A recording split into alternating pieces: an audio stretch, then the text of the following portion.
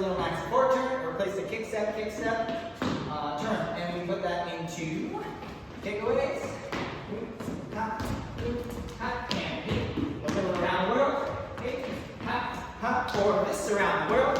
Hey, hey, hop, hey. There are other places like round your skip up, round your roll off, so Find those on your own.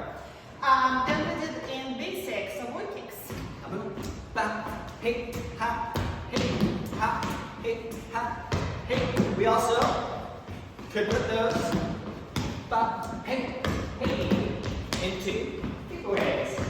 Hop, hey, hey. Yeah, explore other ways to put them in other places. Yeah. And then we had a little corkscrew thing. Yes. With whatever addition you wanted to do, also from basic. Hop, hop, hop. We did a rock step, kick step, a 5, 6 down.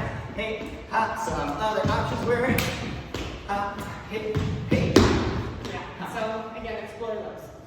And then we essentially did a little exercise where you drew cards with classic solo jazz moves, and you just worked on where you could put them in 8 counts or 6 counts. Yeah, and we told you to keep it all simple with your moves, and you came up with that. So we encourage you to continue trying that out.